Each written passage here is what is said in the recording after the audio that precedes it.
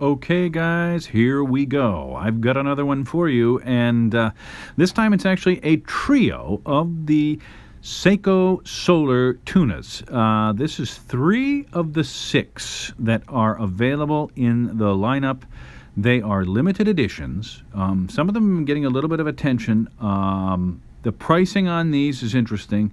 I'll talk about it here in a moment. But as you can see, they've done something very interesting with the design firm out of Tokyo, Lowercase. This is a collaboration. And what I have found, and this is why this one intrigues me, I'll tell you a bit about it. I have found what they've done in some way is create a modern tuna with a very prominent, wonderfully thick bezel.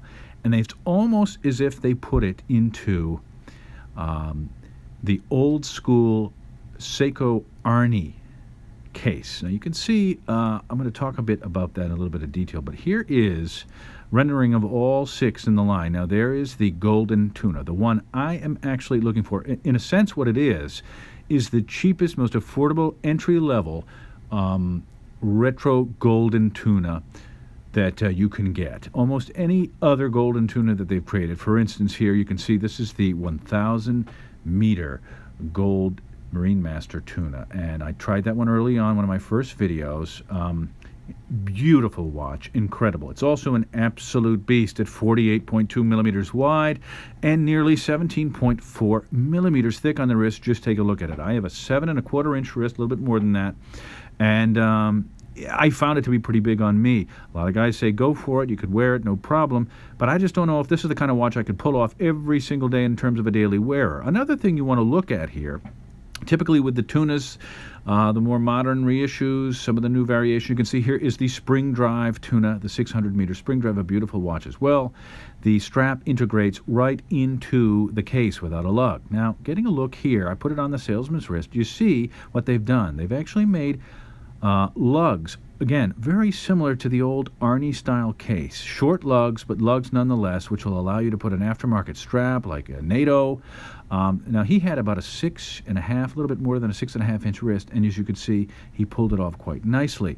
That's what I think is amazing about this. This is an opportunity to get into a tuna and wear it daily. Now, over here, what I have is the PADI Kinetic Tuna. That one different, but the strap very similar, and that's a bigger watch. This one, again, you can wear it very comfortably. The shroud is made of plastic. This is a Hardlex crystal. This is a 200-meter Prospex rated, ISO rated diver.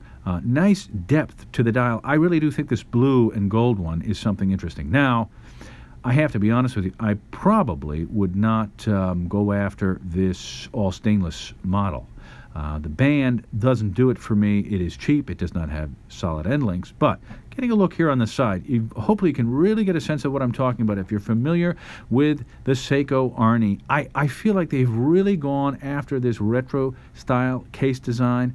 They brought it down to size. They made it a little more feasible for a lot of different guys to wear. You can say, here is the Seiko Arnie. Okay, so get a look at that case design. Obviously, the crown is not at the 4 o'clock position. It's a little bit of a different design, but get a look at the bezel. Get a look at the shroud and the way they have done it. It is very similar in some ways.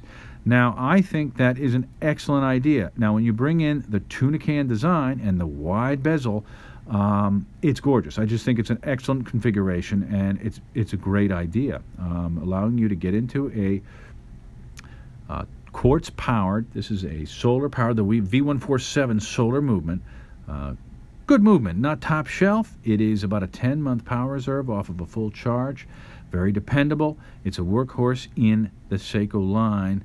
I think it's a great offering. Now, the price on these is not exactly cheap. They're about $500 US, and that is the opening volley on this one. I expect some of them will go up. You can see here the all stainless model.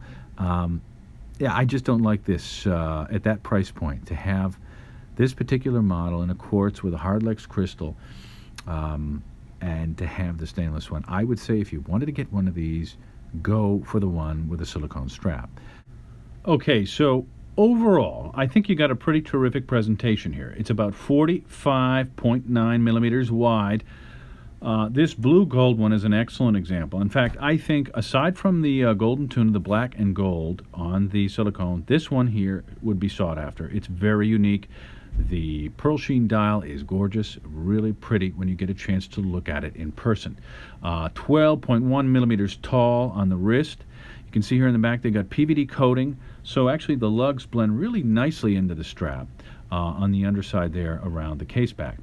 But the look of the dial, the way they put the gold around the indices where the lume is, on the hands, they have kept the seconds hand very similar to the older versions of the Tuna, and they've got the date window down there at 4 o'clock position, in addition to the crown. The crown is screwed down. It is not signed. It's very solid overall. It has a very nice build quality, guys, and I do think you do get a value here if you chase after this model and the black gold one.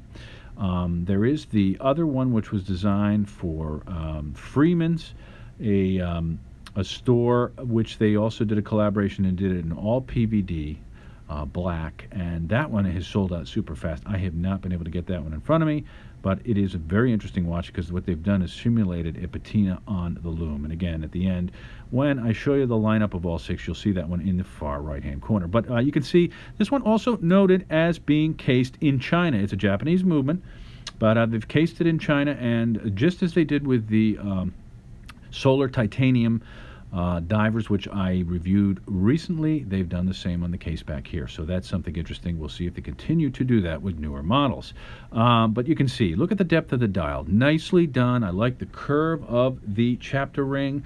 I like the thickness of this bezel. The feel of the bezel within the shroud is very good. It's protrudes to some degree, but not too much. There's just something really interesting about the simplicity of it.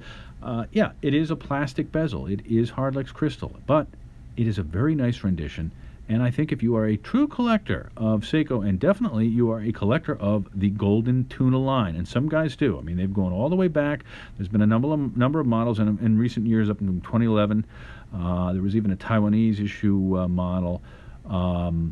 There's some interesting ones, so you would definitely want to add this one, I believe, to your list of tuna models to chase after, because it is an interesting thing for a collector. And I just think it is a very good entry point price for a reliable, really interesting design of one of the classics.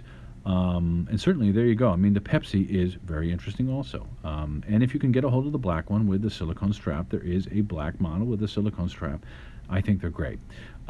If you can get it below $500, I think you have done well. Some of them out there right now around $475, maybe a little lower depending where you go. If you can find one that is used, somebody might be already getting ready to unload one, you might be able to get yourself a great deal, a bargain. And I think that's worth it. If you're into collecting and you like the Seiko line, this is an interesting thing because it was a design that was done in addition to their manufacturing. They have sought out a design firm to do something unique, a unique take on one of their classic designs. And there it is on the wrist again. I really do think if you've got a smaller wrist, this is one of your best opportunities to put a tuna on and not be overwhelmed by the wrist presence. And the color configuration is very nice for sure.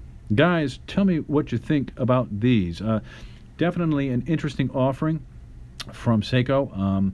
Love to hear what you think about this model, this line, and some of these limited editions that are coming out.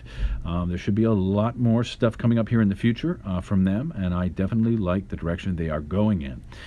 For me, though, the one I will probably chase after personally will be the black and gold, the Golden Tuna.